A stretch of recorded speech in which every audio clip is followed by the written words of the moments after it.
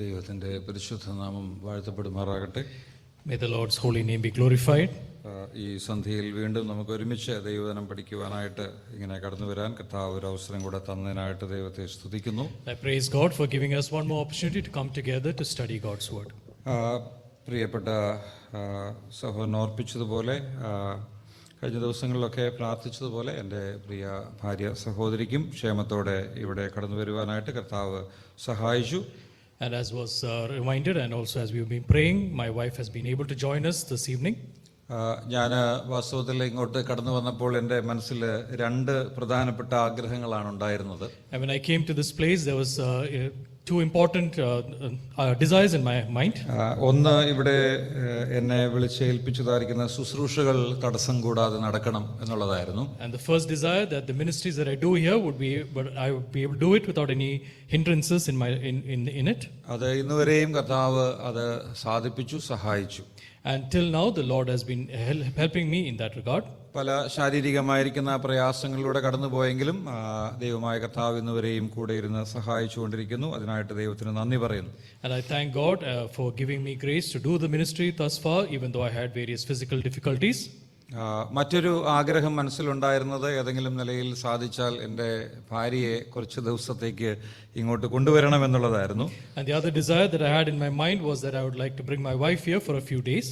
അതിനും ചില തടസ്സങ്ങളൊക്കെ ഉണ്ടായെങ്കിലും ആ സമയമായപ്പോൾ ദൈവം അതെല്ലാം കാര്യങ്ങളെ നിവർത്തിച്ച് പ്രിയപ്പെട്ടവൾക്ക് ക്ഷേമത്തോടെ കടന്നു വരാനായിട്ട് ഉള്ള അവസരം നൽകി. And even though initially there were certain hindrances in this regard also, the Lord helped us to make certain arrangements, and she was able to come and be with me here. തുടർന്നുള്ള ദിവസങ്ങളിൽ ഞങ്ങൾക്ക് ഒരുമിച്ച് ഇവിടെ ആയിരിക്കാനായിട്ട് ദൈവമായ കർത്താവ് ഇടയാക്കും എന്ന് പൂർണ്ണമായിട്ട് വിശ്വസിക്കുന്നു. I truly believe that in the coming days the Lord will help us both to be here together. മാത്രമല്ല ഈ ദിവസങ്ങളിൽ പ്രിയപ്പെട്ടവളെ നിങ്ങൾക്ക് പരിചയപ്പെടാനും ഒക്കെയുള്ള അവസരം ലഭിക്കുമെന്ന് ഞാൻ വിചാരിക്കുകയാണ്. And I truly believe that in these days you will get an opportunity to become familiar with my wife. ഒന്ന് പരിചയമാകുന്നത് വരെ ഒരല്പം ഡിസ്റ്റൻസ് ഇട്ട് നിൽക്കുന്ന ഒരു സ്വഭാവമാണ് എൻ്റെ ഭാര്യയ്ക്കുള്ളത്. And my wife has a habit of being a bit distant till you become familiar with her. പരിചയമായി കഴിഞ്ഞാൽ പിന്നെ വിട്ടു പോവുകയില്ല. And once you become familiar with her, she will not leave you. അതുകൊണ്ട് ഈ ദിവസങ്ങളിൽ നിങ്ങൾക്ക് അതിനുള്ള അവസരം ഉണ്ടാകുമെന്ന് ഞാൻ വിചാരിക്കുകയാണ്. And I truly believe that you will get that opportunity to know her better in the coming days.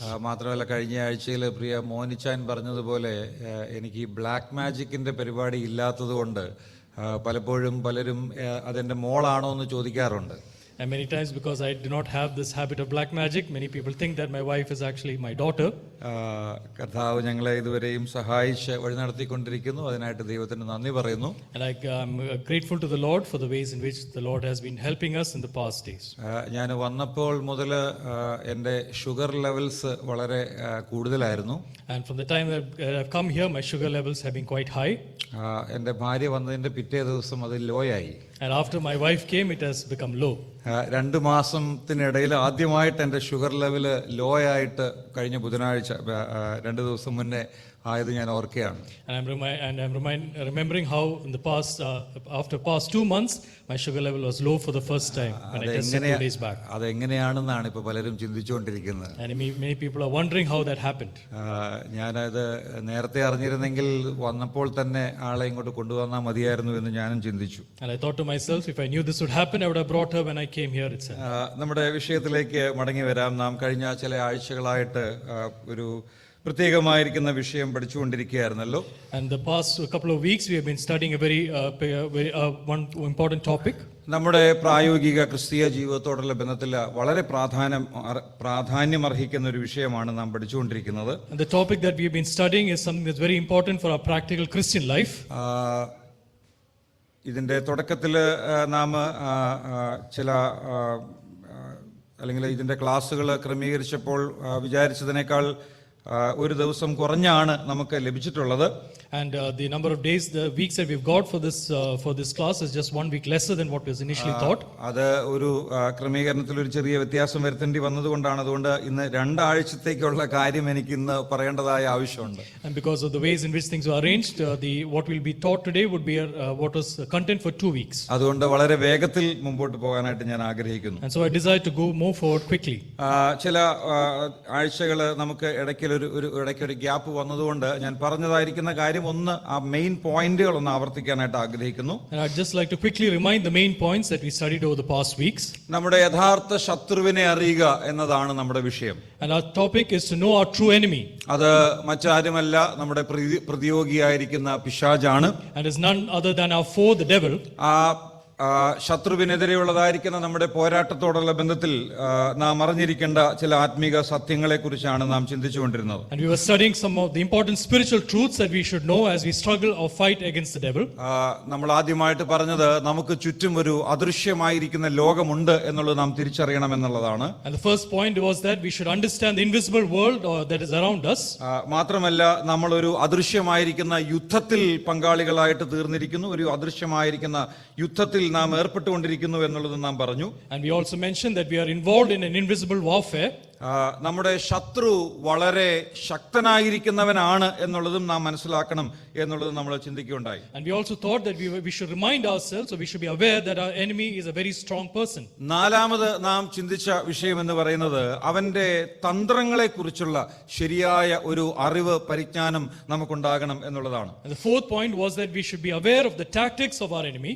അതിന്റെ ഒന്ന് രണ്ട് കാര്യങ്ങൾ, അതിനെ ഒന്ന് രണ്ട് ഭാഗങ്ങളായിട്ട് വിഭാഗിച്ചാണ് നാം പറയാനായിട്ട് ശ്രമിക്കുന്നത്. And we learned that in two different portions.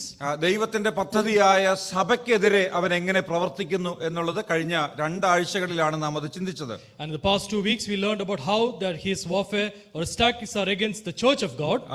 ദൈവത്തിന്റെ ജനമായിരിക്കുന്ന അല്ലെങ്കിൽ ദൈവത്തിന്റെ ജനമായിരിക്കുന്ന സഭയെ പൊതുവായിട്ട് അവൻ എങ്ങനെ ആക്രമിക്കുന്നു എന്നുള്ളത് നാം ചിന്തിച്ചു. And we thought about how he is in a common way attacking the people of God, that is the church. അത് വീണ്ടും ആവർത്തിക്കാനായിട്ട് ഞാൻ ആഗ്രഹിക്കുന്നില്ല. I do not want to elaborate it more further.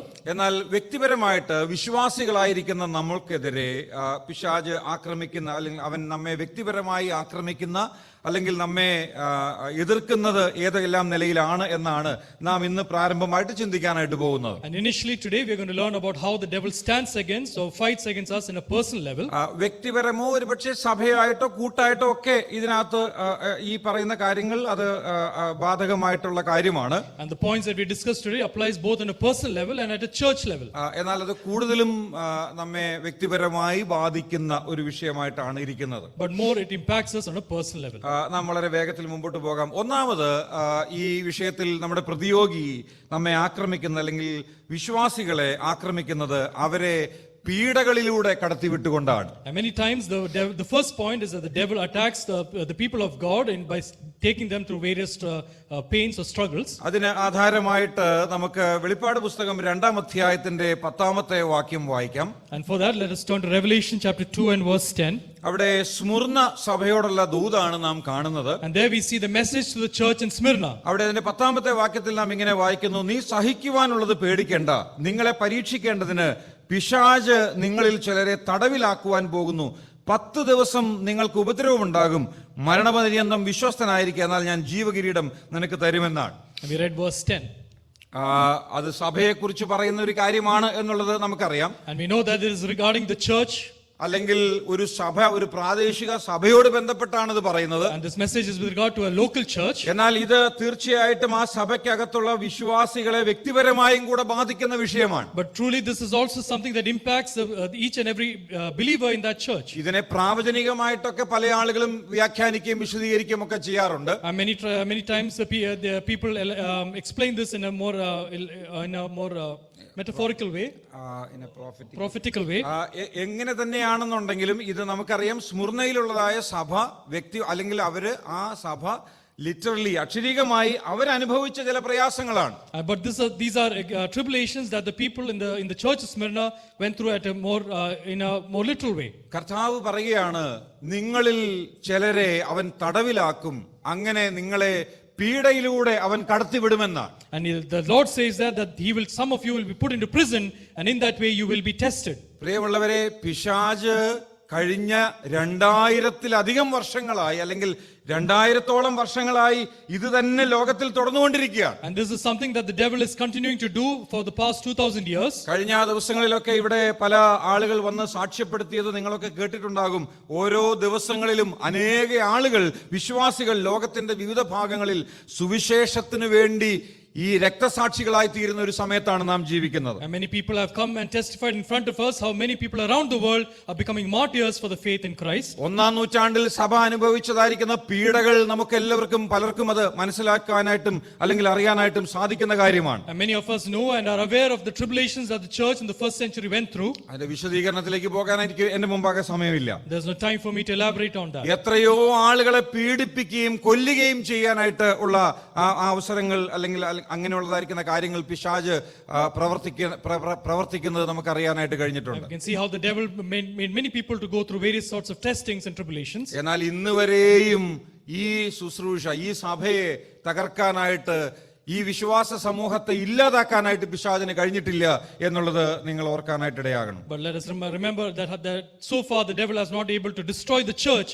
or this community of people who are in the faith. അനേകരെ പ്രതികൂലങ്ങളിലൂടെയും പീഡകളിലൂടെയും കടത്തിവിടുമ്പോൾ പിശാച് ചിന്തിക്കുന്നത്, പിശാച് വിചാരിക്കുന്നത് ഇതോടുകൂടെ ഇവരൊക്കെയും വിശ്വാസ ജീവിതത്തിൽ നിന്ന് പുറകോട്ട് പോകുമെന്നാണ്. And many times the devil thinks by taking people through testings and tribulations they will go back from this faith. അല്ലെങ്കിൽ സുവിശേഷത്തിന്റെ വ്യാപനം അത് നിമിത്തം തടസ്സപ്പെടും, അതോടുകൂടെ ആളുകൾ രക്ഷയിലേക്ക് വരുന്നത് ഇല്ലാതെയാകും എന്നാണ് പിശാച് കരുതുന്നത്. Or the devil thinks that with this the spreading of the gospel will stop and many people will not come again to the faith. നോക്കുക, നോർത്ത് ഇന്ത്യയിൽ ഉള്ളതായിരിക്കുന്ന വിവിധ സ്ഥലങ്ങളിലൊക്കെ നടക്കുന്ന കാര്യങ്ങളൊക്കെ നാം ഈ ദിവസങ്ങളിൽ കേട്ടുകൊണ്ടിരിക്കുകയാണ്. And many times these days we are hearing about the incidents that are happening in North India. North India എന്ന് പറയുമ്പോൾ അവിടെ കൂടുതലായിട്ട് നടക്കുന്നു, അതിന്റെ അർത്ഥം മറ്റുള്ള സ്ഥലങ്ങളിൽ ഇല്ലെന്നല്ല. It does not mean that it is not happening in other places of India. ചില വർഷങ്ങൾ മുമ്പ് ഞങ്ങളുടെ സ്ഥലത്ത് വെച്ച് ഞാനും മറ്റൊരു സഹോദരനും കൂടെ സുവിശേഷം അറിയിക്കാനായിട്ട് കടന്നു പോകുമ്പോൾ ചില RSS പ്രവർത്തകർ കൂടി ഞങ്ങളെ ആക്രമിച്ചു. അത് ഒരുപക്ഷെ നിങ്ങൾ അറിഞ്ഞിട്ടുണ്ടാകുമെന്ന് ഞാൻ വിചാരിക്കുകയാണ്. And I believe that you may have come to know about one time when the place that I minister with me and one of my brothers, we went to preach the gospel. A group of RSS people came and they attacked us. ഒരു നിരീശ്വരവാദിയോട് സുവിശേഷം പറഞ്ഞു എന്നുള്ളത് കൊണ്ടാണ് ഞങ്ങളെ ചില ആളുകൾ കൂടി ആക്രമിച്ചത്. And the reason why they attacked us was because we preached the gospel to someone who does not believe in God. ആ പറഞ്ഞതായിരിക്കുന്ന ആള് നിരീശ്വരവാദിയാണ്, പക്ഷെ അദ്ദേഹം പേരിന് താൻ ഒരു ഹൈന്ദവ മതവിശ്വാസിയായിരുന്നു. I know even though he was a namesake Hindu, he did not believe in God. എന്നാൽ ആ വ്യക്തിയോട് സുവിശേഷം പറഞ്ഞുകൊണ്ടിരുന്നപ്പോൾ അദ്ദേഹത്തിന്റെ വീട് വളഞ്ഞ് ഒരു 10 RSSകാർ വന്ന് ഞങ്ങളെ ആ വീട്ടിൽ നിന്ന് വലിച്ചിറക്കി വളരെ വളരെ പ്രയാസകരമായിട്ടുള്ള നിലയിലേക്ക് ഞങ്ങളെ തല്ലി പ്രയാസങ്ങളൊക്കെ ഉണ്ടാക്കി. But as we were preaching the gospel to him, around 10 of the RSS people, they surrounded the house, they dragged us out of the house and they attacked us. പ്രിയമുള്ളവരെ, ഈ നമ്മളൊക്കെ പല ആളുകളെ കുറിച്ചും ഇങ്ങനെ കഷ്ടത അനുഭവിക്കുക അല്ലെങ്കിൽ കർത്താവിന് വേണ്ടി കഷ്ടം അനുഭവിക്കുക എന്നൊക്കെ പറയുമ്പോൾ നമ്മൾ അവർക്ക് വേണ്ടിയിട്ടൊക്കെ പ്രാർത്ഥിക്കുകയും അതൊക്കെ നല്ല കാര്യങ്ങളാണ് എന്നൊക്കെ, അല്ലെങ്കിൽ അവർക്കൊക്കെ ധാരാളം പ്രതിഫലം ഉണ്ടാകും എന്നൊക്കെ നമ്മളൊക്കെ ചിന്തിക്കുകയും പറയുകയൊക്കെ ചെയ്യാറുണ്ട്. Many times we tell that when people struggle or are attacked for the Lord, we say that they will be greatly blessed. എന്നാൽ വാസ്തവത്തിൽ അതിലൂടെ കടന്നു പോവുക എന്ന് പറയുന്നത് വളരെ പ്രയാസകരമായിരിക്കുന്ന ഒരു അനുഭവം തന്നെയാണ്. But when you actually go through it, it is a very difficult situation. എന്നാൽ ഞാനും എൻ്റെ കൂടെ ഉണ്ടായിരുന്ന സഹോദരനുമൊക്കെ ദൈവം വലിയ കൃപ തന്നു. ഞങ്ങൾക്കൊക്കെ അത് സഹിക്കാനായിട്ടും അല്ലെങ്കിൽ ആ നിലയിലൊക്കെ ഉൾക്കൊള്ളാനായിട്ടുമുള്ള ഒരു വലിയ കൃപയും മനസ്സും ദൈവം തന്നു എന്നുള്ളത് ഞാൻ സന്തോഷത്തോടെ ഓർക്കുകയാണ്. But I thankfully remember how the Lord gave us the grace to bear the attack that came upon me and my brother. അന്ന് അനുഭവിച്ചതായിരിക്കുന്ന ശാരീരികമായിരിക്കുന്ന പ്രയാസങ്ങളിൽ ചിലത് ഇന്നും എൻ്റെ ശരീരത്തിന് അതിൻ്റെതായിരിക്കുന്ന പ്രയാസങ്ങളും ക്ഷീണങ്ങളും ഇന്നും നിലനിൽക്കുന്നുണ്ട്. And the pain and the weakness that came from the bodily hurt that we had that day still remains even today. നോക്കുക, ആരൊക്കെ എന്തൊക്കെ തരത്തിൽ ഈ പീഡകൾ നമ്മുടെ ജീവിതത്തിലേക്ക് കൊണ്ടുവന്നാലും അതൊന്നും കർത്താവിൻ്റെ വേല അവസാനിപ്പിക്കുകയോ അല്ലെങ്കിൽ ശുശ്രൂഷകൾ തടസ്സപ്പെടാനോ ഇടയാകുന്നില്ല എന്നുള്ളത് നാം ഓരോരുത്തരും ഓർക്കണം. But we need to remember that no matter what kind of testings people bring in our lives, the work of the Lord and His ministry will not be hindered. നോക്കുക, ആ പ്രവർത്തിച്ചതായിരിക്കുന്ന ഞങ്ങൾ പോയി പ്രവർത്തിച്ച ആ സ്ഥലത്ത് വളരെയധികം പ്രയാസങ്ങളൊന്നും ഉണ്ടായിരുന്ന ഒരു സ്ഥലമായിരുന്നില്ല. And the place that we ministered is not a place where there are usually these kind of troubles. എന്നാൽ താൽക്കാലികമായിട്ടെങ്കിലും ആ സ്ഥലത്തെ പ്രവർത്തനങ്ങൾ നിർത്തിവെക്കാനായിട്ടുള്ള ഒരു സാഹചര്യം അത് നിമിത്തം ഉണ്ടായി. But with that incident there was a reason for us to temporarily halt the work there. എന്നാൽ എൻ്റെ വലിയൊരു പ്രാർത്ഥനാ വിഷയമായിരുന്നു ആ ദേശത്ത് ഒരു സ്ഥലം സഭ ഉണ്ടാകണമെന്നുള്ളത്. But it was a great prayer topic of mine that a local church should form there. വളരെ നാളുകളുടെ പ്രാർത്ഥനയുടെ ഫലമായിട്ടാണ് എന്ന് ഞാൻ വിചാരിക്കുകയാണ്. കഴിഞ്ഞ 2 ആഴ്ച മുന്നേ ആ സ്ഥലത്ത് ഒരു പുതിയ സ്ഥലം സഭ കൂടിവരവുണ്ടായി. But it was an answer to my prayer that after a long prayer time, a local church was formed there 2 weeks back. ഞാനും ഞങ്ങളുടെ സഭയും പോയി പ്രവർത്തിച്ചല്ല അത് ഉണ്ടായതെങ്കിൽ പോലും ആ സ്ഥലത്തൊരു സഭാസാക്ഷ്യം ഉണ്ടായി എന്നുള്ളത് വളരെ സന്തോഷത്തിനുള്ള ഒരു കാരണമാണ്. And it's a great joy that a local church and local testimony was able to form there. നമുക്ക് കർത്താവിന്റെ ശുശ്രൂഷയെ തടസ്സപ്പെടുത്താനായിട്ട് പിശാച് പലതരത്തിലുള്ള പീഡനങ്ങൾ കൊണ്ടുവന്നു എന്ന് വന്നാലും അവിടെയൊക്കെ ദൈവം അതിനെ ആ നിലയിൽ കാര്യങ്ങളെ പ്രവർത്തിക്കുമെന്നുള്ളത് വലിയ ഒരു സാക്ഷ്യമാണ്. And so it's a great testimony that no matter what kind of testing the devil brings for Christ and his church there, the work of the Lord will continue. എന്നാൽ പ്രിയമുള്ളവരെ, അനേക ആളുകളുടെ പ്രാർത്ഥനാ ഫലമായിട്ടാണ് ഈ കാര്യങ്ങളിലൂടെയൊക്കെ കടന്നു പോകാനായിട്ട് അനേക ദൈവദാസന്മാർക്കും വിശ്വാസികൾക്കും ഒക്കെ ദൈവമായ കർത്താവ് കൃപ നൽകുന്നത്. And it is only by the prayers of many of the saints that the Lord is giving grace to his people and to his servants to continue the work. ഞാൻ പഠിപ്പിക്കുന്ന അല്ലെങ്കിൽ എൻ്റെ ശുശ്രൂഷയോടുള്ള ബന്ധത്തിലായിരിക്കുന്ന ബ്രദറൻ ബൈബിൾ ഇൻസ്റ്റിറ്റ്യൂട്ടിലുള്ള അവിടെ പഠിക്കുന്ന ഒരു student ഉണ്ട്. And there's a student in the Brethren Bible Institute where I teach. Vikas എന്നാണ് ആ സഹോദരന്റെ പേര്. And his name is Vikas. ബീഹാറിൽ നിന്നാണ് ആ സഹോദരൻ കടന്നു വരുന്നത്. And he comes from Bihar. ചെറുപ്പക്കാരനാണ്. And he's a young man. അവന്റെ ഒരു ഹൈന്ദവ പശ്ചാത്തലത്തിൽ നിന്നുള്ളതായിരിക്കുന്ന ഒരു സഹോദരനാണ്. And he's a brother who comes from a Hindu background. താൻ രക്ഷിക്കപ്പെട്ട് തന്റെ വീട്ടിലോട്ട് ചെന്നപ്പോൾ തന്റെ പിതാവ് തന്നെ വലിയ ആയുധം എടുത്തുകൊണ്ടാണ് നേരിട്ടത്. And when he was saved, when he went back to his house, his father confronted him with a great weapon. താന് തിരിച്ച് ഓടുന്നതായിരിക്കുന്ന വഴിയിൽ എന്തോ തനിക്ക് തോന്നി തന്റെ പിതാവ് ഈ വലിയ വെട്ടുകത്തിയുമായിട്ട് തന്റെ പുറകെ വരുന്നത് താൻ ഇങ്ങനെ ഓടുന്ന വഴിയിൽ വീഡിയോ എടുത്തുകൊണ്ടാണ് താൻ ഓടിയത്. പല പ്രാവശ്യം അങ്ങനെ സംഭവിച്ചു. അങ്ങനെ ഒരു പ്രാവശ്യം ഓടിയപ്പോൾ താൻ ആ വീഡിയോ എടുത്തത് എന്നെ കാണിച്ചു തരികയുണ്ടായി. And one time when he was running away from his father who was holding great machete in his hand, he took a video of that and he showed it to me. വാസ്തവത്തിൽ നമുക്കത് കണ്ടാൽ വളരെ ഭയം തോന്നും. And when we see that video, we will be in great fear. ആ സഹോദരൻ അവിടെ പഠിച്ചുകൊണ്ടിരിക്കുകയാണ്. കർത്താവിന്റെ സാക്ഷിയാകാനായിട്ട് വരുന്ന ആളുകളിൽ അദ്ദേഹം തീരുമാനിച്ചുറപ്പിച്ചിരിക്കുന്ന ഒരു ചെറുപ്പക്കാരനാണ്. And his young man who is studying there and he studying in that place. ഇങ്ങനെ അനേകരുണ്ട്. And there are many such people. ഇങ്ങനെയുള്ളതായിരിക്കുന്ന പീഡകൾ അനുഭവിക്കുന്ന സഹോദരന്മാർക്ക് വേണ്ടി, പ്രിയപ്പെട്ടവർക്ക് വേണ്ടി നമുക്ക് പ്രാർത്ഥിക്കാനായിട്ടുള്ള ഉത്തരവാദിത്തമുണ്ട്. And so we have a responsibility to pray for such brothers who are going through such testing and tribulation. ഞാൻ മുമ്പോട്ട് പോകട്ടെ. ഈ വിശ്വാസികളെ പീഡിപ്പിക്കുക എന്നുള്ളത് പിശാചിന്റെ ഒരു വലിയ തന്ത്രമായിട്ട് നമുക്ക് കാണാൻ കഴിയുന്നതാണ്. So we can see that one of the greatest tactics of the devil is to take them through such tribulation.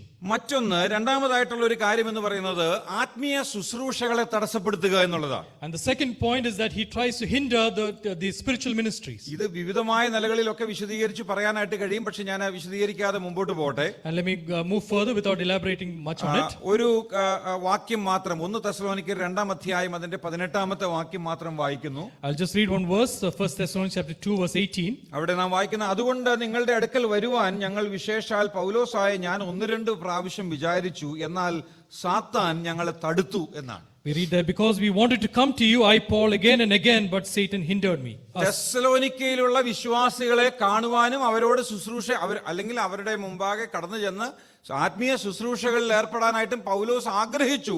എന്നാൽ പിശാച് പൗലോസിനെ തടുത്തു എന്നാണ് നാം വായിക്കുന്നത്. But we read there that Paul desired to see the believers in Thessalonica and to minister to them, but we read there that Satan hindered him. അപ്പോസ്തലനായിരിക്കുന്ന പൗലോസിനെ തടുത്തു നിർത്താനായിട്ട് പിശാചിന് കഴിഞ്ഞു എന്ന് നാം ഓർക്കുമ്പോൾ നാം അതിനെ നിസ്സാരമായിട്ട് കാണരുത്. And we should not take it lightly when we read that Satan was able to hinder the ministry of Apostle Paul. എത്ര ശക്തനായിരിക്കുന്ന ദൈവത്തിന് വേണ്ടി പ്രയോജനപ്പെടുന്നതായ ഒരു ദൈവദാസനായിരുന്നു അദ്ദേഹം. And we know that Apostle Paul was a very strong servant of the Lord. എങ്ങനെയാണ് പിശാച് തടുത്തതെന്നുള്ളത് നമുക്കറിയില്ല. We do not know how Satan hindered him. ഏതെങ്കിലും അതിന്റെ ചുറ്റുമുള്ളതായിരിക്കുന്ന സാഹചര്യങ്ങളൊക്കെ പ്രതികൂലമാക്കിക്കൊണ്ടായിരിക്കാം ഒരുപക്ഷെ തടസ്സപ്പെടുത്തിയത്. And maybe Satan would have created trouble in the situations around him. നോക്കുക, ഇങ്ങനെയുള്ള പല കാര്യങ്ങൾ, പല തടസ്സങ്ങൾ നമ്മുടെ മുൻപാകെ പിശാച് ചിലപ്പോൾ കൊണ്ടുവന്നു എന്ന് വരാം. And so we can see that Satan may bring various such hindrances before us. നമ്മളൊരു ആത്മീയ ശുശ്രൂഷയ്ക്ക് കടന്നു വരാനായിട്ട് ശ്രമിക്കുമ്പോൾ ആ ശുശ്രൂഷയിലേക്ക് നമ്മൾ കടന്നു വരാതിരിക്കാനായിട്ടുള്ള പല തടസ്സങ്ങൾ ഒരുപക്ഷെ പിശാച് കൊണ്ടുവന്നു വരാം. And it may be possible that when we come from various spiritual ministries, Satan might bring forth various hindrances so that we cannot come. ഒരു ദൈവദാസൻ ശുശ്രൂഷയ്ക്കായിട്ട് കടന്നു പോകുമ്പോൾ ആ ശുശ്രൂഷ തടസ്സപ്പെടാനായിട്ട് പല നിലകളിൽ പിശാച് പ്രവർത്തിച്ചു എന്ന് വരാം. And we can see that when the servant of the Lord is trying to do a spiritual ministry, devil might bring various hindrances before that. അതിന്റെ വിവിധമായിരിക്കുന്ന സാധ്യതകളെ നിങ്ങൾ തന്നെ മനസ്സിൽ ചിന്തിച്ചാൽ മതി. And you can think about the various situations in which he will do that. എന്നാൽ ആ തടസ്സങ്ങളെ അതിജീവിക്കാനായിട്ടുള്ള കൃപ ദൈവമായ കർത്താവ്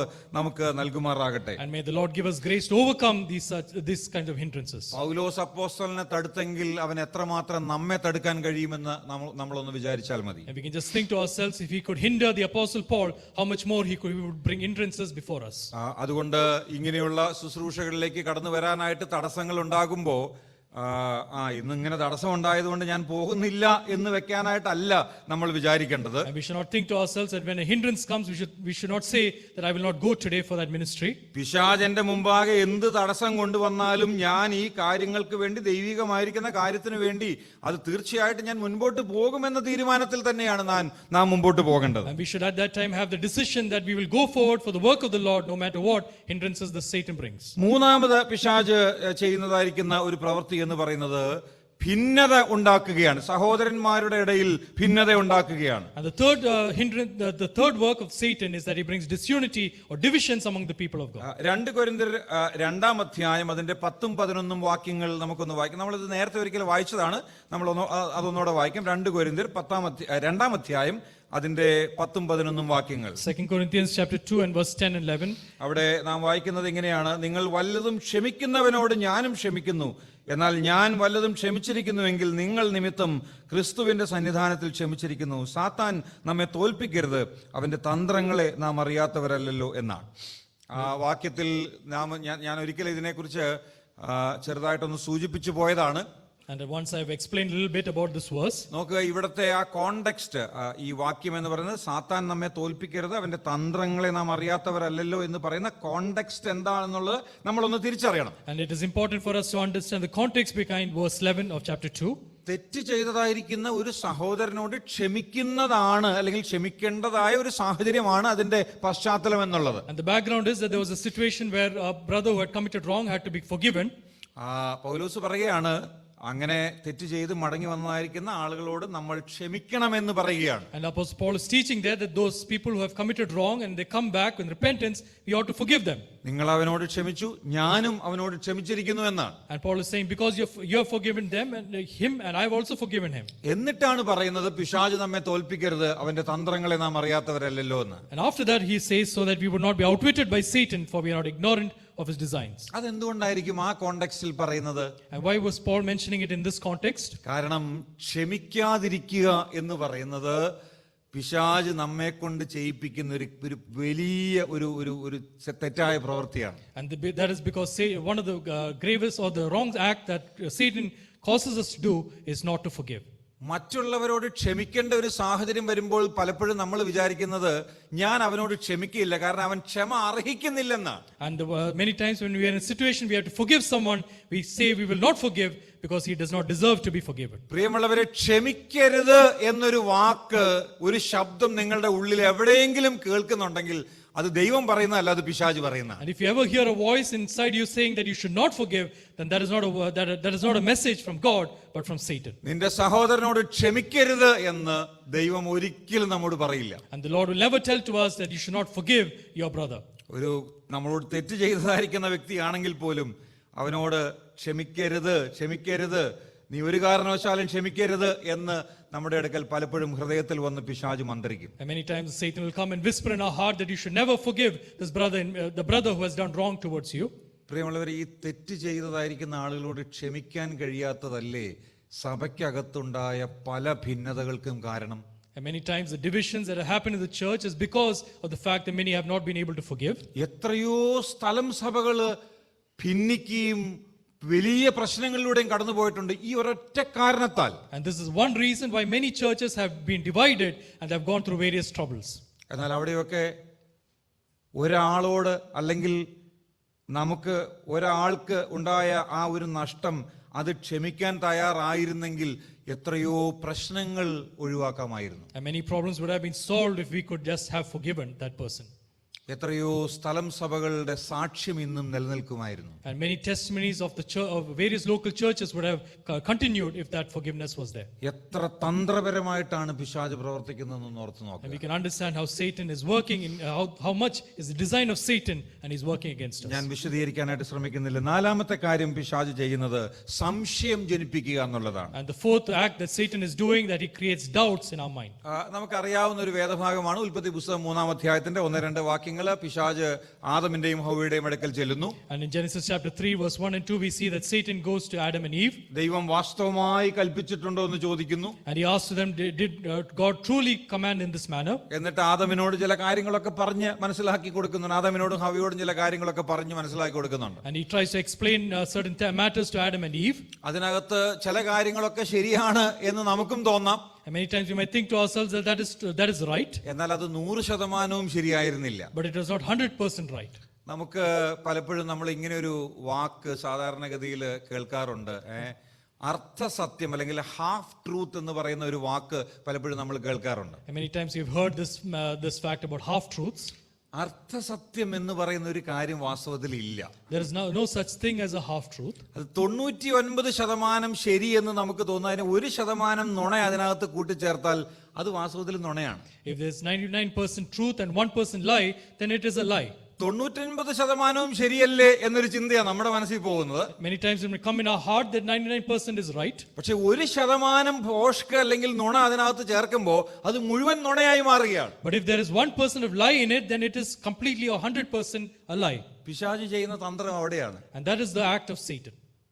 പലപ്പോഴും നമ്മുടെ മനസ്സിനകത്തൊക്കെ ഈ ദൈവവചനത്തെ സംബന്ധിച്ചും ദൈവികമായിരിക്കുന്ന സത്യങ്ങളെ സംബന്ധിച്ചും ഒക്കെ ഉള്ളതായിരിക്കുന്ന കാര്യങ്ങളെ പറയുമ്പോൾ നമ്മൾ വിചാരിക്കും ഇത്രയൊക്കെ ശരിയാണല്ലോ, അപ്പൊ അതുകൊണ്ട് അതും ശരിയായിരിക്കും എന്നൊരു ചിന്തയാണ് നമ്മുടെ മനസ്സിൽ കൂടെ പോകുന്നത്. Many times when we think about the word of God and the teachings of God, we think that if part of it is right, then it might be completely right. അവിടെ നമ്മെ വളരെ തന്ത്രപരമായിട്ട് പിശാച് കുടുക്കുകയാണ് ചെയ്യുന്നത്. And we see that Satan is trying to ensnare us in a very tactful manner. ആ അല്പമായിരിക്കുന്ന നുണ ചേർത്ത് അതിനെ വലിയൊരു നുണയാക്കാനായിട്ടാണ് പിശാച് നോക്കുന്നത്. And Satan is trying to add a small lie and make it a very big lie. കർത്താവ് നമുക്ക് ആവശ്യമായിരിക്കുന്ന കൃപ നൽകട്ടെ. ദൈവത്തിന്റെ വചനത്തിലും അവന്റെ വ്യക്തിത്വത്തിലുമൊക്കെ ആഴത്തിൽ വിശ്വസിച്ച് പിശാച് നമ്മുടെ ഹൃദയത്തിൽ കൊണ്ടുവരുന്ന സംശയങ്ങളിൽ വീണു പോകാതെ മുന്നോട്ട് പോകാനായിട്ട് കർത്താവ് നമ്മെ സഹായിക്കട്ടെ. And may the Lord give us grace that we might not fall in the designs of Satan, but might believe in his word and in his personality. അഞ്ചാമത്തെ ഒരു കാര്യം എന്ന് പറയുന്നത് പാപം ചെയ്യാനായിട്ട് നമ്മെ പ്രൊവോക്ക് ചെയ്യുന്ന അല്ലെങ്കിൽ അതിനുവേണ്ടി നമ്മെ പ്രേരിപ്പിക്കുന്ന പ്രലോഭിപ്പിക്കുന്ന ഒരു കാര്യമാണ്. And the fifth point is he provokes us, or he tries to make us to commit sin. നാം പാപം ചെയ്യാനായിട്ട് പ്രലോഭിപ്പിക്കുക അല്ലെങ്കിൽ അതിനുവേണ്ടി പ്രൊവോക്ക് ചെയ്യുക എന്നൊക്കെ പറയുമ്പോൾ വേദപുസ്തകത്തിൽ അല്ലെങ്കിൽ ബൈബിളിൽ രേഖപ്പെടുത്തിയിട്ടുള്ള എല്ലാത്തരം പാപങ്ങൾ ചെയ്യാനായിട്ട് നമ്മെ പ്രേരിപ്പിക്കുന്നത് പിശാചാണ്. And when we say that he entices us to do sin, all the sins that are mentioned in the Bible are in that manner. ഏതെല്ലാം പാപം വേദപുസ്തകത്തിൽ എഴുതിയിട്ടുണ്ടോ അതെല്ലാം പിശാച് നമ്മെ പ്രേരിപ്പിക്കുന്നതാണ്, പിശാച് നമ്മെ പ്രലോഭിപ്പിക്കുന്നതാണ്. And all the sins that are mentioned in the Bible are because Satan entices us to do so. ഈ പിശാച് നമ്മെ പ്രലോഭിപ്പിക്കുന്നു എന്ന് പറയുമ്പോൾ ഇതൊക്കെ നമ്മുടെ ജഡത്തിലൂടെ കടന്നു വരുന്നതായിരിക്കുന്ന കാര്യവും കൂടെയാണ്. And when I say that Satan entices us, it also comes from our flesh. നമുക്ക് സ്വന്തമായിട്ടുള്ള ഉത്തരവാദിത്വം കൂടെ അതിനകത്തുണ്ട്. And we also have our own responsibility towards it. ഞാൻ ഒരു തമാശയായിട്ടുള്ളൊരു കഥ ഇങ്ങനെ കേട്ടിട്ടുണ്ട്, ശരിക്കും സംഭവിച്ചതല്ല. And I heard about a funny story in this manner. ഒരു പള്ളിയുടെ മുൻപിൽ ഒരു പള്ളിയുടെ അകത്ത് ഒരു സഭയ്ക്കകത്ത് ഒരു സാക്ഷ്യയോഗം നടക്കുകയാണ്. And there was a testimony meeting happening in a church. അപ്പോൾ പിശാച് അതിന്റെ പുറത്തു നിന്ന് ഇങ്ങനെ കരയുകയാണ്. And Satan is standing outside it and is crying. അപ്പോൾ ഒരു ദൂതൻ അതിലെ വന്നപ്പോൾ പിശാച് ഇങ്ങനെ നിന്ന് കരയുന്നത് കണ്ടു. And when the angel came there, he saw Satan crying. അപ്പോൾ ഈ ദൂതൻ വന്നിട്ട് പിശാചിനോട് ചോദിച്ചു, എന്താണ് നിങ്ങൾ ഇവിടെ നിന്ന് കരയുന്നതെന്ന് ചോദിച്ചു. And the angel asked, why are you crying? അപ്പോ പിശാച് പറഞ്ഞു, അകത്ത് നടക്കുന്ന സാക്ഷിയോഗം നിങ്ങളൊന്ന് ശ്രദ്ധിച്ച് കേൾക്കാൻ പറഞ്ഞു. And the Satan said, pay attention to the testimony meeting happening inside the church. അപ്പം ഒരാള് അവിടെ നിന്ന് സാക്ഷി ഇങ്ങനെ പറഞ്ഞുകൊണ്ടിരിക്കുകയാണ്, ഞാൻ ഇന്ന കാര്യം ചെയ്തു, അത് പിശാച് എന്നെ കൊണ്ട് അങ്ങനെ ചെയ്യിപ്പിച്ചു, ഇങ്ങനെ ചെയ്യിപ്പിച്ചു, പിശാച് അങ്ങനെ എന്നെ ചെയ്തു എന്നൊക്കെ പറഞ്ഞ് ഇങ്ങനെ ഒത്തിരി കാര്യങ്ങൾ പിശാചിനെ കുറ്റപ്പെടുത്തിക്കൊണ്ട് ഇങ്ങനെ പറഞ്ഞുകൊണ്ടിരിക്കുക. And the angel was able to hear a man who was saying testimony where he was accusing Satan of the various wrongs that he had committed.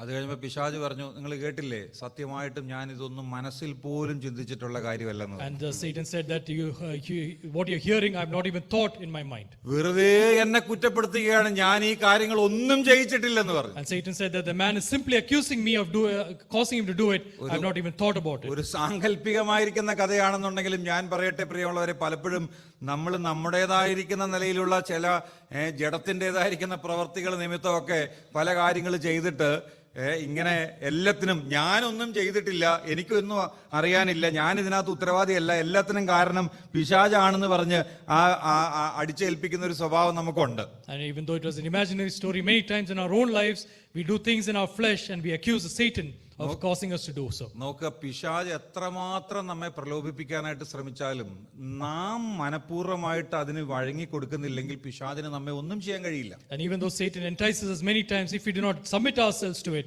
then Satan cannot do anything. യോഹന്നാന്റെ ലേഖനത്തിൽ നമ്മൾ വായിക്കുന്നത്, നാം ദൈവത്തിന്റെ മക്കളാകുന്നത് കൊണ്ട് നാം പാപം ചെയ്യുന്നില്ല എന്ന് തന്നെയാണ്. എന്ന് പറഞ്ഞാൽ ഞാൻ അതിനെ ഒന്നുകൂടെ വിശദമാക്കാനായിട്ട് ആഗ്രഹിക്കുകയാണ്. And in the epistle of John we see that he says that because we are the sons of God, we do not commit sin. ഞാൻ നേരത്തെയൊക്കെ പറഞ്ഞുകൊണ്ടിരുന്ന ഒരു കാര്യമുണ്ട്, ദൈവമക്കൾ പാപം ചെയ്യുന്നത് സ്വാഭാവികമാണ് എന്ന്. And many times I've said in the past that it is habitual for the people of God to commit sin. എന്നാൽ ഇന്ന് ഞാൻ അങ്ങനെ പറയാറില്ല. But these days I do not say that. ഞാൻ ദൈവവചനം മനസ്സിലാക്കിയതനുസരിച്ച് വിശ്വാസികൾ പാപം ചെയ്യുന്നത് സ്വാഭാവികമല്ല. But from the word of God I've understood that it is not habitual for believers. It should not be habitual for believers to commit sin. വിശ്വാസികൾ പാപം ചെയ്യുന്നത് അസ്വാഭാവികമാണ്. And when they commit sin, it is out of habit. അത് അവരുടെ സ്വഭാവത്തിൽ നിന്ന്, അഥവാ natural ആയിട്ട് അവരുടെ സ്വഭാവത്തിൽ നിന്ന് വരാനായിട്ട് അത് കഴിയുന്നതല്ല. It is not something that can come from their natural character. കാരണം വിശ്വാസികൾ, ദൈവമക്കൾ, അവര് ഒരു പുതിയ സ്വഭാവമുള്ളവരായിട്ട് മാറിയിരിക്കുകയാണ്.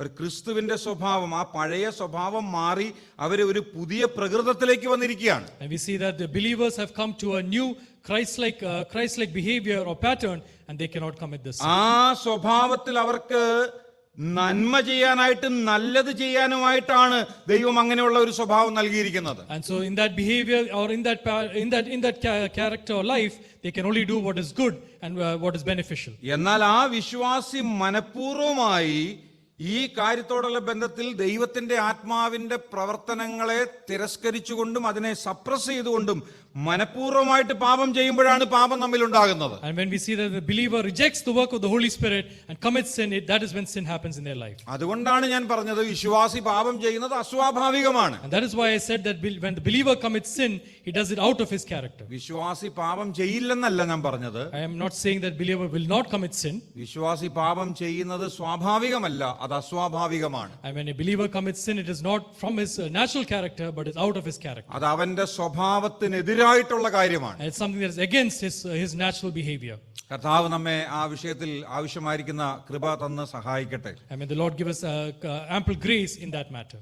ആരോ ഈ പ്രലോഭനങ്ങളെ കുറിച്ച് പറഞ്ഞപ്പോൾ ഇങ്ങനെ ഒരു കാര്യം പറഞ്ഞിട്ടുണ്ട്. And when there was someone mentioned about temptations like this, നിങ്ങളുടെ തലയ്ക്ക് മുകളിലൂടെ അനേക പക്ഷികൾ പറന്നു പോകുന്നത് തടയാനായിട്ട് നിങ്ങൾക്ക് കഴിയില്ല. And you cannot stop the many birds that are flying above your head. എന്നാൽ ആ പക്ഷികൾ വന്ന് നിങ്ങളുടെ തലയിൽ ഒരു കൂടുണ്ടാക്കി അവിടെ താമസിക്കുന്നത് തടയാനായിട്ട് നിങ്ങൾക്ക് കഴിയുമെന്നാണ്. But you can stop them from making a nest on your head. പ്രലോഭനങ്ങൾ ഇങ്ങനെ പലതും ഇങ്ങനെ പോകും, അതൊന്നും നമ്മെ ബാധിക്കുന്നതല്ല. And there are many temptations that go around us. എന്നാൽ അത് നമ്മുടെ ജീവിതത്തിൽ വന്ന് താമസം ആരംഭിക്കുന്നത് തടയാനായിട്ട് നമുക്ക് കഴിയണം. But we can stop them from creating a home above our head. നോക്കുക, ചില പാപങ്ങളെ കുറിച്ച് വളരെ വ്യക്തമായിട്ട് പിശാചിന്റേതായ നിലയിൽ ആ പിശാചിന്റെ പങ്കെടുത്ത് പറയുന്ന ചില പാപങ്ങളെ നാം വേദപുസ്തകത്തിൽ കാണുന്നുണ്ട്. And there are certain sins that are mentioned in the Bible where Satan has a part to play.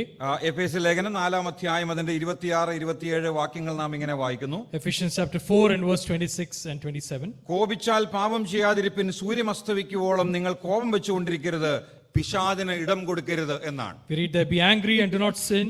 Do not let the sun go down on your anger and give no opportunity to the devil. ഒന്നാമത് വേദപുസ്തകം പറയുന്ന ഒരു കാര്യമാണ് കോപം എന്ന് പറയുന്ന പാപം. And the first mention there of the Bible is that anger is a sin. കോപം എന്ന് പറയുമ്പോൾ കോപിക്കുന്നത് പാപമാണ് എന്ന് ബൈബിളിൽ എഴുതിയിട്ടില്ല കേട്ടോ. It does not mention in the Bible that anger is becoming angry is a sin. കോപം എന്ന് പറയുന്നത് ദൈവത്തിലുള്ളതായിരിക്കുന്ന ഒരു വികാരമാണ്. And we see that anger is also something that is seen in God. എന്നാൽ അതുകൊണ്ടാണ് പറയുന്നത് നമ്മൾ ഇംഗ്ലീഷിൽ അത് വളരെ വ്യക്തമായിട്ട് എഴുതുന്നത്, be angry but do not sin. കോപിച്ചാൽ നിങ്ങൾ കോപിച്ചുകൊള്ളുക. അനീതിയായിട്ടുള്ള കാര്യങ്ങൾ കണ്ടാൽ കോപിക്കാനായിട്ട് ആവശ്യമുള്ളതായ സാഹചര്യങ്ങൾ ഉണ്ടാകും. അവിടെ കോപിക്കാനായിട്ട് കഴിയണം, പക്ഷേ കോപം പാപത്തിലേക്ക് നയിക്കരുതെന്നാണ്. But when there are situations where we see evil, we should be angry, but it should not lead us to sin. നമുക്കറിയാമല്ലോ, പലപ്പോഴും കോപം അത് പിന്നെ നിയന്ത്രിക്കാൻ കഴിയാത്തൊരവസ്ഥയിലേക്ക് വരുമ്പോൾ പിന്നെ എന്താണ് നമ്മൾ പറയുന്നത്, എന്താണ് നമ്മൾ ചെയ്യുന്നത് എന്ന് നമുക്ക് പോലും അറിയാൻ കഴിയാത്തൊരു സാഹചര്യത്തിലേക്ക് വരും. And then when we come to a state where we cannot control our anger, the things that we say and do is something that even we cannot control. അവിടെയാണ് നാം നിയന്ത്രണം ഉണ്ടാകിയിരിക്കേണ്ടത്. And that is where we should have control. രണ്ടാമത് 1 തിമോത്തിയോസ് 3-ാം അധ്യായത്തിന്റെ 6-ാമത്തെ വാക്യത്തിൽ നിഗളം എന്ന് പറയുന്ന ഒരു പാപത്തെ കുറിച്ച് നാം അവിടെ വായിക്കുന്നുണ്ട്. And 1 Timothy chapter 3 and verse 6 we chapter 3 verse 6. Chapter 3 verse 6 we see that about being puffed up or being proud.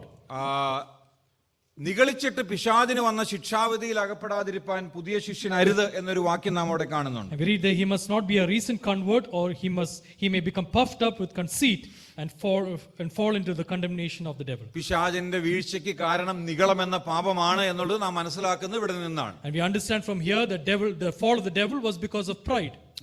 അതിനെക്കുറിച്ചൊക്കെ വിശദീകരിക്കണമെന്നുണ്ടെങ്കിൽ പോലും ഞാൻ അതിന് സമയമെടുക്കുന്നില്ല. I'm not taking time to explain further on that. നിഗളം ദൈവം ഏറ്റവും വെറുക്കുന്ന ഒരു പാപമാണ്. And pride is a sin that God hates the most. അത് നമ്മുടെ ജീവിതത്തിൽ ഉണ്ടാകാതിരിക്കാനായിട്ട് ദൈവം നമുക്ക് അതിനാവശ്യമായിരിക്കുന്ന കൃപ തരട്ടെ. And may the Lord give us sufficient grace that it might not be there in our life. നാം വായിക്കുന്നുണ്ട്, ദൈവം നിഗളികളോട് എതിർത്ത് നിൽക്കുന്നു, താഴ്മയുള്ളവർക്കോ ദൈവം കൃപ നൽകുന്നു എന്നാണ്. And we read that God resists the proud but gives grace to the humble. മൂന്നാമത് മത്തായി സുവിശേഷം 13-ാം അധ്യായത്തിന്റെ 22-ാമത്തെ വാക്യത്തിൽ വിചാരപ്പെടുന്നതായ ഒരു കാര്യത്തെക്കുറിച്ച് നാം വായിക്കുന്നുണ്ട്. And we read in Matthew chapter 13 and verse 22. 13 verse 22 about anxiety. വിചാരപ്പെടരുത് എന്ന് പറയുന്ന ഒരു കൽപ്പന നമുക്ക് വേദപുസ്തകത്തിൽ നമുക്ക് കാണാനായിട്ട് കഴിയും. And we can see the command over there, do not be worried അത് or do not be anxious. അത് കൽപ്പനയായതുകൊണ്ട് തന്നെ അത് ലംഘിക്കുന്നത് പാപമാണ്. And because it is a command and if you disobey it, it is a sin. ഇവിടെ നാം വായിക്കുന്ന ഒരു കാര്യം കർത്താവ് പറഞ്ഞതായിരിക്കുന്ന ഒരു ഉപമയാണ്, വിതയ്ക്കുന്നവന്റെ ഉപമ. And it is a parable of the sower that the Lord mentions over there. നോക്കുക, അവിടെ വായിക്കുന്ന മുള്ളിനിടയിൽ വിതയ്ക്കപ്പെട്ടത് ഒരുത്തൻ വചനം കേൾക്കുന്നുവെങ്കിലും ഈ ലോകത്തിന്റെ ചിന്തയും ധനത്തിന്റെ വഞ്ചനയും വചനത്തെ ഞെരുക്കിയിട്ട് നിഷ്ഫലനായി തീരുന്നതാകുന്നു എന്നാണ്. And we read there, as for what is sown among thorns, this is one who hears the word, but the cares of the world and the deceitfulness of riches choke the word and it proves unfruitful. പിന്നീട് നാം കർത്താവിന്റെ വിശേഷം, കർത്താവ് ഒരു കാര്യത്തോടുള്ള ബന്ധത്തിൽ അത് വിശദീകരിക്കുമ്പോൾ അത് ശത്രുവിന്റെ പ്രവൃത്തിയായിട്ടാണ് കർത്താവ് പറയുന്നത്. I mean, when later the Lord explains about that parable, he says that it is a work of the enemy. നോക്കുക, ഈ വിചാരം എന്ന് പറയുന്ന ലോകത്തിൻ്റെതായ നിലയിലുള്ള, ലോകത്തിലേക്ക് നോക്കിക്കൊണ്ട് നമ്മുടെ ഭാവിയെക്കുറിച്ചും അതുപോലെ നമ്മുടെ പലവിധമായ കാര്യങ്ങളെക്കുറിച്ചും ഒക്കെ നമുക്ക് സാധാരണ നിലയിലുള്ള ചിന്തകൾ ഉണ്ടാകുക, അത് സ്വാഭാവികമായിട്ട് ഉണ്ടാകുന്ന കാര്യങ്ങളാണ്. And it is natural for us to have many times worry, care and about thoughts about the things of the world. എന്നാൽ പിശാച് പലപ്പോഴും അങ്ങനെയുള്ള ചിന്തകളിൽ നമ്മെ ഞെരുക്കിക്കളയുന്ന ഒരു അവസ്ഥ ഉണ്ടാകുന്നു. And there are many situations where devil tries to squeeze us in those worries. നാം ഏറ്റവും നിരാശപ്പെട്ടു പോകുന്ന ഒരു അവസ്ഥയിലേക്ക് പിശാച് നമ്മളെ കൊണ്ടുവരികയാണ്. And Satan brings us to a point where we become greatly discouraged. അതുകൊണ്ട് നാം ഈ നമ്മുടെ ജീവിതത്തെക്കുറിച്ച് ചിന്തിക്കുമ്പം നമ്മുടെ ഭാവിയെക്കുറിച്ച് ഓർത്ത് വിചാരപ്പെടരുത് എന്ന് കർത്താവ് നമ്മെക്കുറിച്ച് ആഗ്രഹിക്കുകയാണ്. And the Lord desires that we do not become anxious concerning our future when we think about the things of this world. ഒരു കാര്യത്തിലും വിചാരപ്പെടണ്ട എന്നല്ല കർത്താവ് പറഞ്ഞത്. And the Lord does not say that we should not care about anything. മത്തായിയുടെ സുവിശേഷം 6-ാം അധ്യായം നമുക്ക് പരിചയമുള്ളതായിരിക്കുന്ന ഒരു കാര്യമാണ് എന്ന് ഞാൻ വിചാരിക്കുന്നു. And I believe that we are familiar with Matthew chapter 6.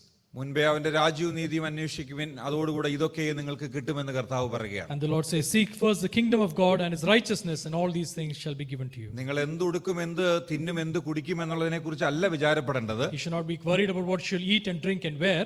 നിങ്ങൾ എന്റെ രാജ്യവും നീതി അന്വേഷിക്കണം, എന്റെ കാര്യത്തെക്കുറിച്ച് ഓർത്ത് നിങ്ങൾ വിചാരപ്പെടണം എന്നാണ് കർത്താവ് പറഞ്ഞത്. But the Lord says that you should care about the kingdom of God, my things.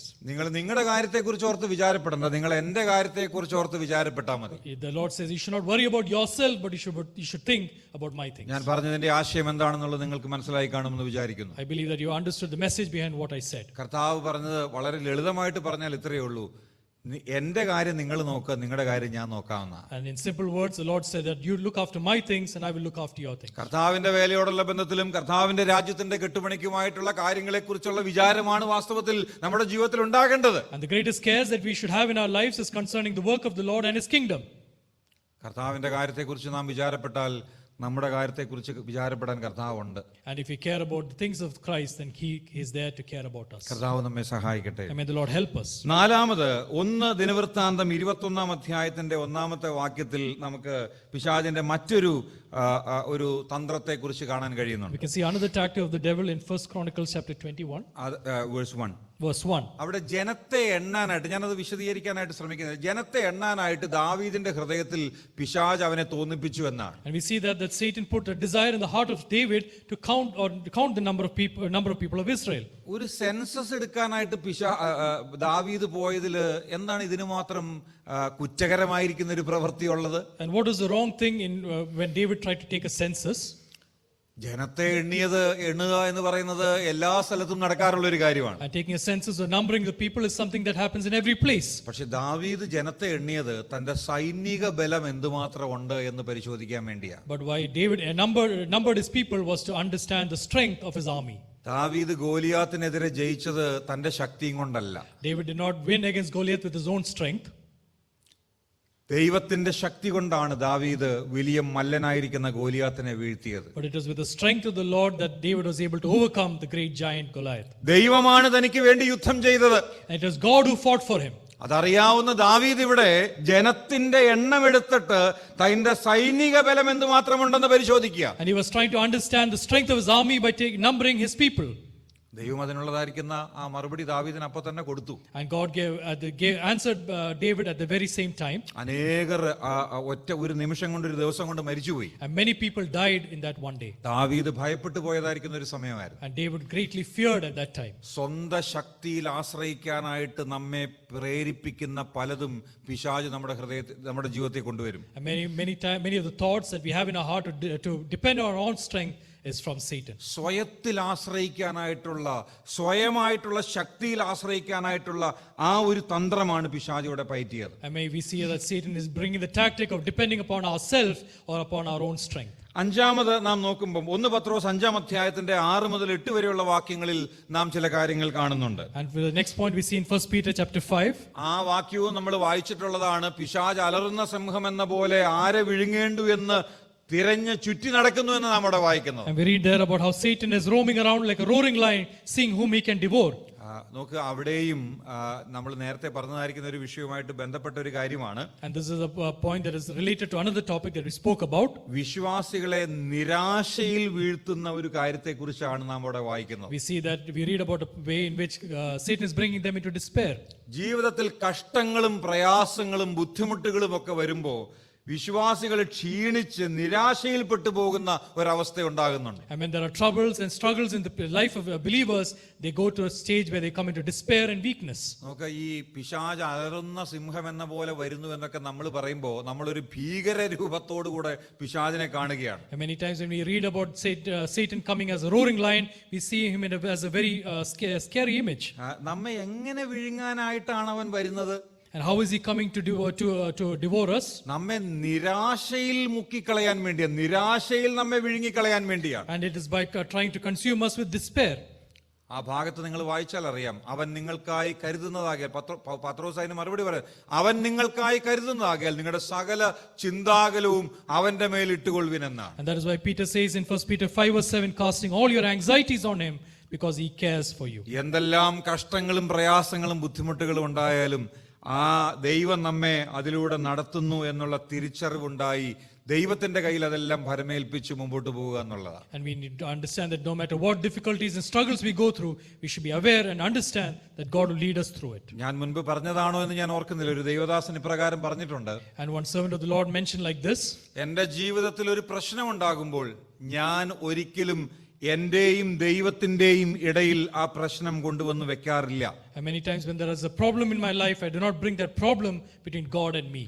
ഞാൻ എൻ്റെ ജീവിതത്തിൽ ഒരു പ്രശ്നം ഉണ്ടാകുമ്പോൾ എന്റെയും ആ പ്രശ്നത്തിന്റെയും നടുവിൽ എന്റെ ദൈവത്തെ കൊണ്ടുവന്ന് വെക്കുകയാണ് ചെയ്യുന്നതെന്ന് അദ്ദേഹം പറഞ്ഞു. And many times when there's a problem in my life, I bring my God between that problem and me. എന്റെ ജീവിതത്തിൽ പ്രശ്നം വരുമ്പോൾ എന്റെയും ദൈവത്തിന്റെയും മധ്യത്തിൽ ഞാൻ ആ പ്രശ്നം കൊണ്ടുവന്ന് വെക്കുമ്പോൾ ഞാൻ പിന്നെയും നോക്കുമ്പോൾ കാണുന്നത് ആ പ്രശ്നത്തെയാണ്. And many times when I keep the problem between me and God, every time I look, I see only that problem. എന്നാൽ എന്റെ ജീവിതത്തിലെ പ്രശ്നത്തിന്റെയും എന്റെയും മധ്യത്തിൽ ഞാൻ എന്റെ വലിയ ദൈവത്തെ കൊണ്ടുവന്ന് വെക്കുമ്പോൾ പിന്നെ ഞാൻ നോക്കുമ്പോൾ എന്റെ പ്രശ്നം ഞാൻ കാണുന്നില്ല, പിന്നെ കാണുന്നത് ഈ വലിയവനായ ദൈവത്തെയാണ്. But when I bring my great God between the difficulty and me, then I always see only my God. എന്നാൽ പിശാച് നമ്മെ പ്രേരിപ്പിക്കുന്നത് ഈ ദൈവത്തെ കാണാതെ പിന്നെയും ആ പ്രശ്നത്തെ കാണാൻ വേണ്ടിയാണ്. Many times devil is tempting us that we should not see our great God, but see that problem. കർത്താവ് നമ്മെ സഹായിക്കട്ടെ. And may the Lord help us. 1 യോഹന്നാൻ 2-16 വാക്യത്തിൽ ലോകത്തോടുള്ളതായിരിക്കുന്ന ആ സഖിത്വം അത് മറ്റൊരു പാപമായിട്ട് നാം കാണുന്നുണ്ട്. And many times we see that the uniting ourselves with the world is considered as a sin in 1 John 2:16. ലോകമയത്വം എന്ന് പറഞ്ഞാൽ ലോകത്തിൻ്റെതായ മോഹങ്ങൾ നമ്മുടെ ഹൃദയത്തിലേക്ക് കൊണ്ടുവന്ന് പിശാച് നമ്മെ ദൈവത്തിൽ നിന്ന് അകറ്റുന്ന ഒരു കാര്യമാണ് അവിടെ കാണുവാനായിട്ട് കഴിയുന്നത്. We read how Satan brings the desires of the world in our heart and takes us away from God. അവിടെ നാം വായിക്കുന്ന ഒരു കാര്യം എന്ന് പറയുന്നത് അത് ഒരു തരത്തിൽ പറഞ്ഞു കഴിഞ്ഞാൽ പിശാച് ഹവ്വയുടെ അടുക്കൽ പ്രയോഗിച്ച അതേ തന്ത്രം തന്നെയാണ്. And that is in one way the same tactic that the devil used against Eve. അവിടെ ആ ഏദൻ തോട്ടത്തിലുള്ളതായിരിക്കുന്ന ആ പഴം അത് പറിച്ചു തിന്നാനായിട്ട് അവളെ പ്രേരിപ്പിച്ചതായിരിക്കുന്ന കാര്യം ഇതൊക്കെ തന്നെയാണ്. And it is the same manner in which Eve was tempted by Satan to pluck the fruit that was there in the garden. നമ്മുടെ വായിക്കുന്നത് കൺമോഹം ജഡമോഹം ജീവനത്തിന്റെ പ്രതാപം എന്നാണ് 1 യോഹന്നാൻ 2:16. And we read there that the desire of the flesh, the desire of the eyes and the pride of life. കൺമോഹം എന്ന് പറഞ്ഞ ഹവ്വ കണ്ടു അത് കാണുവാൻ ഭംഗിയുള്ളത്. And we read that the desires of the eye, Eve saw, and it was beautiful or attractive to the eye. ജഡമോഹം അത് നല്ലത്, അത് വളരെ ഭക്ഷിക്കാനായിട്ട് കാമ്യം, അത് വളരെ നല്ലതാണ്, അത് ജഡമോഹമാണ് അവൾക്ക് പിന്നെ രണ്ടാമതുണ്ടായത്. And it was the second point was she had the desire of the flesh, where it was very good to eat. പിന്നെ ജീവനത്തിന്റെ പ്രതാപം ഇത് അറിവ് നേടാനായിട്ട് അല്ലെങ്കിൽ ജ്ഞാനം പ്രാപിക്കാനായിട്ടുള്ള ഒരു കാര്യമായിട്ടും അവൾ അതിനെ കണ്ടു. And she saw that also as an opportunity to get wisdom and knowledge, which is the pride of life. പലപ്പോഴും പിശാച് ഇങ്ങനെയുള്ളതായിരിക്കുന്ന കാര്യങ്ങൾ നമ്മുടെ മുമ്പിൽ കൊണ്ടുവന്ന് നമ്മെ പ്രലോഭിപ്പിക്കാനായിട്ട് സാധ്യതയുണ്ട്. And there are many.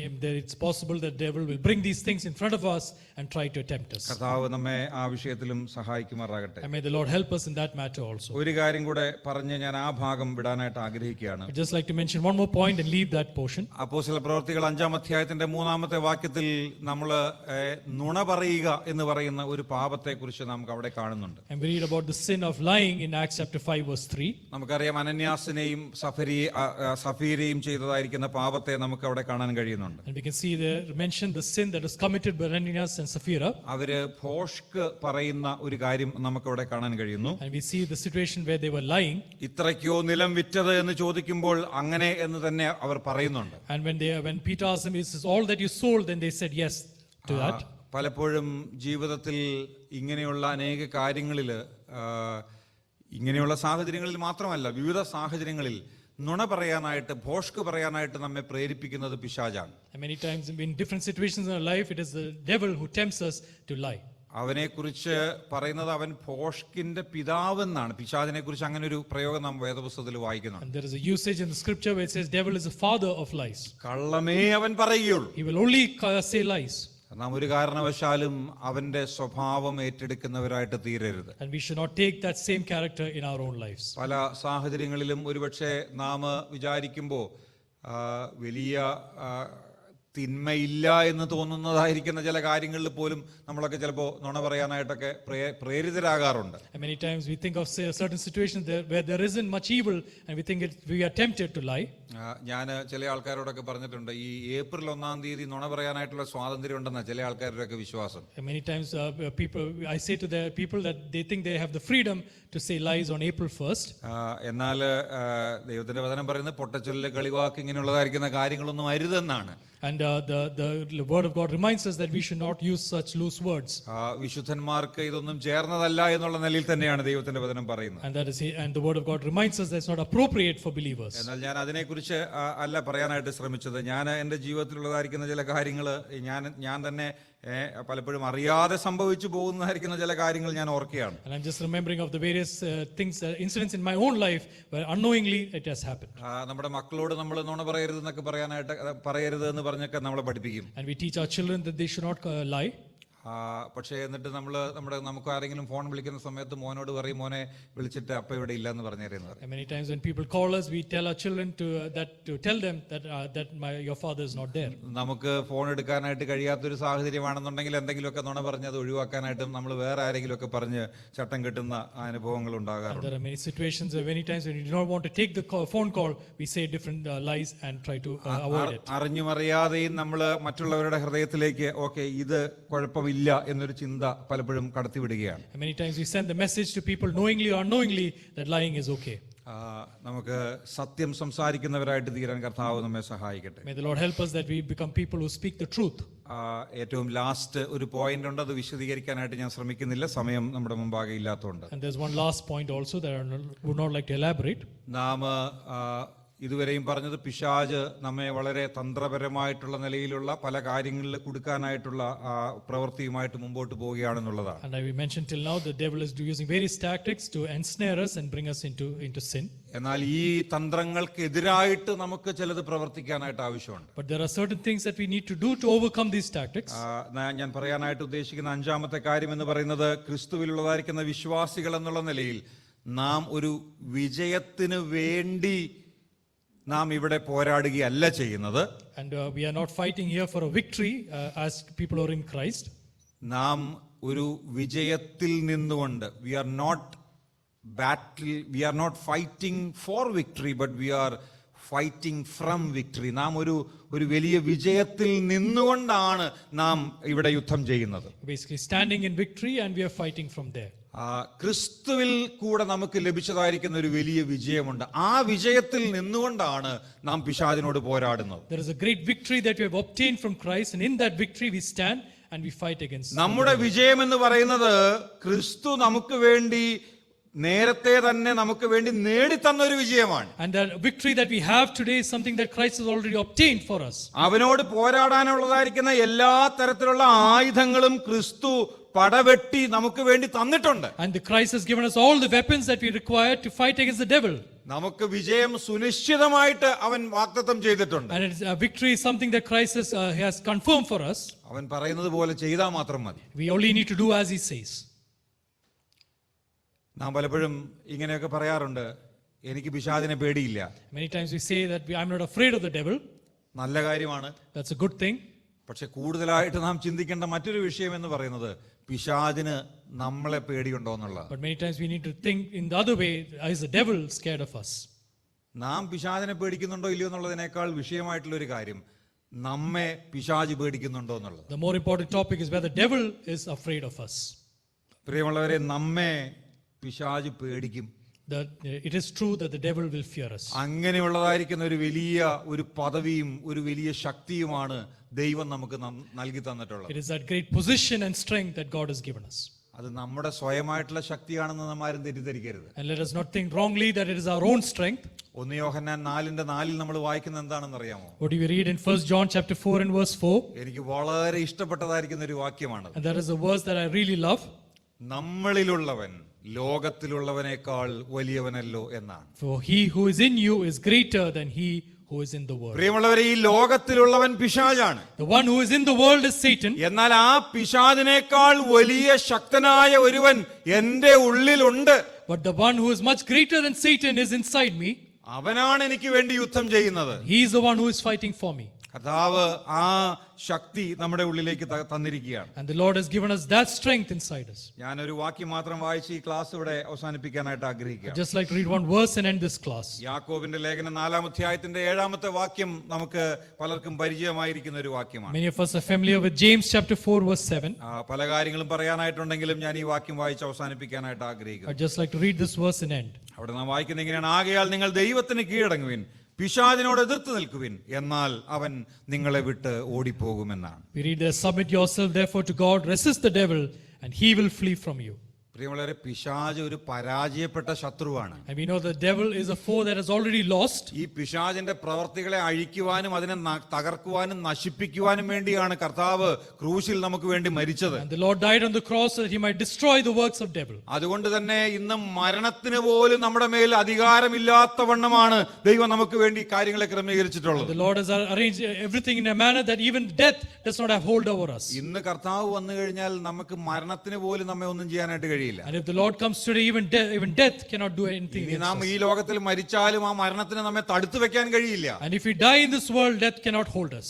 ഒന്നിനും നമ്മെ തോൽപ്പിക്കാൻ കഴിയാത്ത നിലയിലാണ് ദൈവം നമുക്ക് വേണ്ടി കാര്യങ്ങളെ ക്രമീകരിച്ചിട്ടുള്ളത്. God has made all arrangements that nothing can defeat us. മാത്രമല്ല, എഫേസ്യ ലേഖനം 6-ാം അധ്യായത്തിന്റെ 13 മുതൽ 17 വരെയുള്ള വാക്യങ്ങളിൽ ദൈവത്തിന്റെ സർവായുധ വർഗത്തെ കുറിച്ച് നാം വായിക്കുന്നുണ്ട്. And Ephesians chapter 6 verse 10 onwards we read about the whole armor of God. അത് വിശദീകരിക്കാനായിട്ട് എന്റെ മുമ്പാകെ സമയമില്ല. I do not have time to elaborate on that. ആ സർവായുധ വർഗം ധരിക്കുന്നവരായിട്ട് നമുക്ക് തീരേണ്ടത് ആവശ്യമാണ്. And it is important for us that we put on the whole armor of God. ആ കാര്യത്തോടുള്ള ബന്ധത്തിൽ ഏതാണ്ട് 7 കാര്യങ്ങൾ നമുക്ക് അവിടെ കാണാൻ കഴിയുന്നുണ്ട്. And we can see 7 important things points concerning that. അതിൽ ആദ്യത്തെ 5 എണ്ണം പ്രതിരോധത്തിനുള്ളതായിരിക്കുന്ന ആയുധങ്ങളാണ്, ഡിഫൻസിനുള്ളതായിരിക്കുന്ന ആയുധങ്ങളായിട്ടാണ് നാം കാണുന്നത്. And the first 5 armors are with regard to defense. അതിന്റെ അടുത്ത 2 ആയുധങ്ങൾ നാം വായിക്കുമ്പോൾ അത് വാസ്തവത്തിൽ പ്രതിരോധത്തിനും അതുപോലെ തന്നെ എതിർക്കാനായിട്ടുമുള്ള അല്ലെങ്കിൽ ഡിഫൻസിനും ഒഫൻസിനുമുള്ളതായിരിക്കുന്ന ആയുധങ്ങളായിട്ടാണ് നാം കാണുന്നത്. And we see that the next two armors are meant for offense. എന്നാൽ അതിന്റെ അവസാനത്തെ 2 കാര്യങ്ങൾ ദൈവവചനവും അതുപോലെ തന്നെ പ്രാർത്ഥനയെക്കുറിച്ചും നാം അവിടെ വായിക്കുന്നുണ്ട്. And the last 2 points are with regard to the word of God and prayer. ലൂക്കോസിന്റെ സുവിശേഷം 11-ാം അധ്യായത്തിൽ പ്രാർത്ഥിക്കാനായിട്ട് പഠിപ്പിക്കാനായിട്ട് കർത്താവിനോട് ശിഷ്യന്മാർ ആവശ്യപ്പെടുന്നത് നമുക്കറിയാം. And in Luke chapter 11 we see that the disciples request the Lord to teach them to pray. ആ പ്രാർത്ഥനയിൽ കർത്താവ് അവരെ പഠിപ്പിക്കുന്ന ദുഷ്ടങ്കൽ നിന്ന് ഞങ്ങളെ കാത്തുകൊള്ളണമേ എന്ന് പ്രാർത്ഥിക്കാനായിട്ടാണ്. And the Lord teaches them to pray to protect them from the evil one. പ്രലോഭനങ്ങളിൽ പരീക്ഷയിൽ അകപ്പെടാതിരിക്കാനായിട്ട് പ്രാർത്ഥിക്കാനായിട്ട് നമ്മോട് ആവശ്യപ്പെടുന്നുണ്ട്. The Lord is demanding that we pray that we might not fall into testings and temptations. കൊലോസ്യ ലേഖനം 4-ാം അധ്യായത്തിന്റെ 12-13 വാക്യങ്ങളിൽ നാം എപ്പഫ്രാസ് എന്ന് പറയുന്ന ഒരാളെ കുറിച്ച് വായിക്കുന്നുണ്ട്. In Colossians chapter 4 verse 13 we read about Epaphras.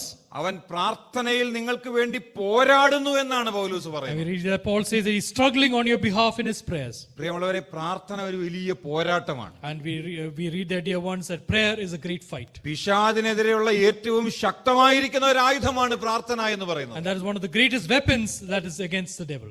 അതിനോളം ശക്തമായിട്ടുള്ള ഒരു ആയുധം നമ്മുടെ കയ്യിൽ വേറെ ഇല്ല. And there is no greater weapon that is in our hands today. ഈ പ്രാർത്ഥനയുടെ ആ പ്രാർത്ഥന എന്ന ആയുധം നാം ഉപയോഗിക്കുന്നെങ്കിൽ അത് മുഖാന്തരം നമുക്ക് പിശാചിനെ തീർച്ചയായിട്ടും ജയിക്കാനായിട്ട് കഴിയും. And if we definitely use this weapon of prayer, then we can overcome or defeat this or devil.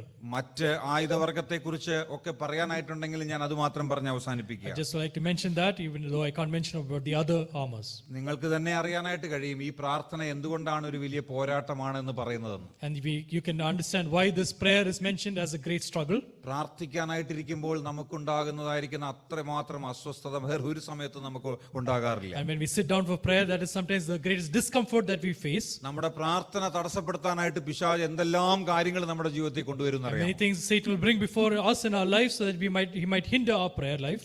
പ്രാർത്ഥിച്ചുകൊണ്ടിരിക്കുമ്പോൾ ഉറങ്ങിപ്പോയ എത്ര പേര് ഇവിടെ ഇരിപ്പുണ്ട്? And how many of you sitting here have slept off while praying? നമുക്ക് എല്ലാ ക്ഷീണവും പ്രയാസവും ഒക്കെ പിശാച് കൊണ്ടുവരുന്നത് ഈ പ്രാർത്ഥിക്കാനായിട്ടിരിക്കുമ്പോൾ. And all our weaknesses and struggles Satan brings during this time.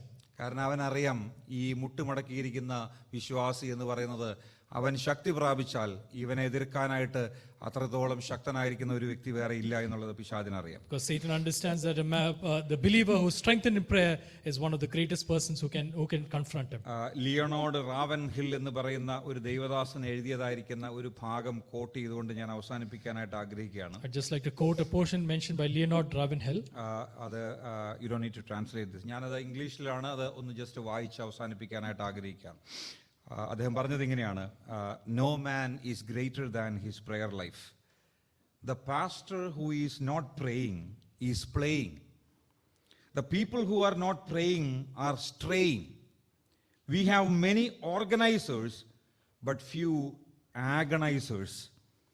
Many players and payers, few prayers. Many singers, few clingers. Lot of pastors, few wrestlers. Many fears, few tears. Much fashion, little passion. Many interferers, few intercessors.